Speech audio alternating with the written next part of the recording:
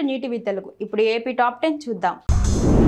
కూటమి ప్రభుత్వం అధికారంలోకి వచ్చాక ఏపీ అరాచకాలకు అడ్డాగా మారిందని మాజీ మంత్రి సంతనూతలపాడు వైసీపీ ఇన్ఛార్జ్ మేరుగా నాగార్జున ఆగ్రహం వ్యక్తం చేశారు. తాడేపల్లిలోని వైసీపీ కార్యాలయంలో ఆయన మీడియాతో మాట్లాడుతూ పోలీసులు కూడా దాడి చేసే వారికి సలాం కొడుతున్నారని, ఏపీలో రెడ్ బుక్ రాజ్యాంగం నడుస్తుందని విమర్శించారు. వైసీపీ నేతలపై దాడులు జరుగుతున్నా ఈ విషయంపై చంద్రబాబు ఎందుకు మాట్లాడడం లేదన్నారు.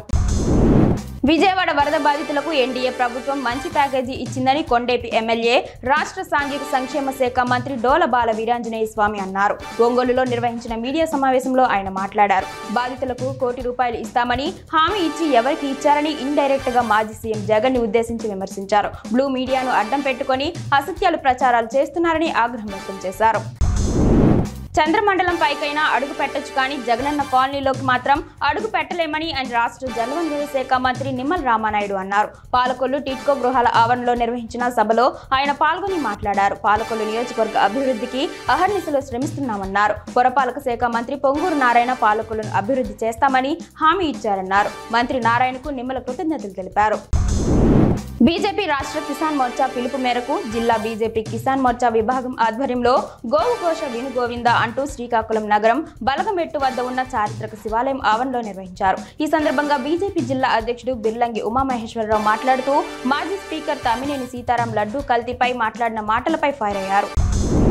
ప్రజలను మోసం చేసిన ఘనత కూటమి ప్రభుత్వానిదేనని మాజీ ఎమ్మెల్యే, వైసీపీ రాష్ట్ర అధికార ప్రతినిధి కైలే అనిల్ కుమార్ ఆరోపించారు. పామర్రు వైసీపీ కార్యాలయంలో ఏర్పాటు చేసిన విలేకరుల సమావేశంలో ఆయన మాట్లాడుతూ గ్రాడ్యుయేట్స్ ఎమ్మెల్సీ ఎన్నికల్లో గౌతమ్ రెడ్డి ఎమ్మెల్సీ అభ్యర్థిగా పోటీ చేస్తున్నారని అనిల్ కుమార్ తెలిపారు. విలేకరుల సమావేశంలో పామర్రు ఎంపీపీ దాసరి అశోక్ కుమార్ తదితరులు పాల్గొన్నారు. మద్యం షాపుల్లో పనిచేసే సిబ్బందికి ఉద్యోగ భద్రత కల్పించాలని జిల్లాలో గల ప్రభుత్వ మద్యం దుకాణాల్లో పనిచేస్తున్న సిబ్బంది కలెక్టరేట్ వద్ద ధర్నా చేపట్టారు. ప్రభుత్వం తీసుకొచ్చిన నూతన మద్యం పాలసీ విధానం కారణంగా 15,000 కుటుంబాలు వీధిన పడతాయని అన్నారు. ప్రభుత్వ మద్యం దుకాణాల్లో పనిచేసే సిబ్బందికి వేరొక శాఖలో అవుట్సోర్సింగ్ ఉద్యోగాలు ఇప్పించాలని కోరారు. తక్షణమే తమకు ఉద్యోగ భద్రత కల్పించాలని డిమాండ్ చేశారు.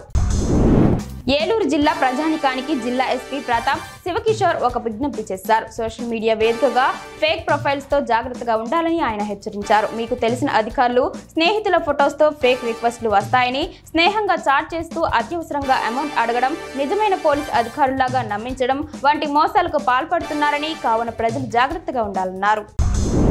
పాలకొల్లు ఎప్పుడొస్తున్నావంటూ రోజు మంత్రి రామానాయుడు నన్ను కుదురు లేకుండా చేసేవాడని రాష్ట్ర పురపాలక శాఖ మంత్రి పొంగనూరు నారాయణ అన్నారు. పాలకొల్లు వచ్చిన ఆయన టిట్కో గృహాల వద్ద నిర్వహించిన సభలో మాట్లాడుతూ నన్ను పాలకొల్లు రమ్మనేది నాపై ప్రేమతో కాదని, పాలకొల్లు అభివృద్ధి నిమిత్తం నన్ను బుక్ చేయడానికే పిలుస్తున్నాడని మంత్రి నవ్వుతూ అన్నారు. రామానాయుడు గొప్ప నాయకుడంటూ మంత్రి నారాయణ కితాబిచ్చారు.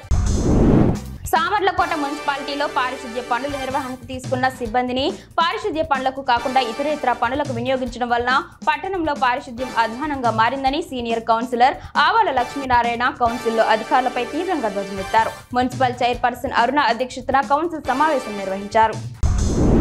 గజపతి నగరం హైస్కూల్లో పనిచేస్తున్న ఆయాలను తొలగిస్తే సహించేది లేదని సిఐటియు జిల్లా ఉపాధ్యక్షురాలు బి లక్ష్మి హెచ్చరించారు. పాఠశాల వద్ద ఆయాలతో కలిసి ఆమె నిరసన వ్యక్తం చేశారు. పాఠశాలలో పనిచేస్తున్న ఆయాలు చాలీచాలని జీతంతో కుటుంబాలను నెట్టుకొస్తున్నారని అన్నారు. ఆయాలను తొలగించే యోచనలో ఉంటే భవిష్యత్తులో పోరాటాలు చేసేందుకు సిద్ధంగా ఉన్నామని ఆమె అన్నారు. ఈ కార్యక్రమంలో వివిధ పాఠశాలల ఆయాలు పాల్గొన్నారు.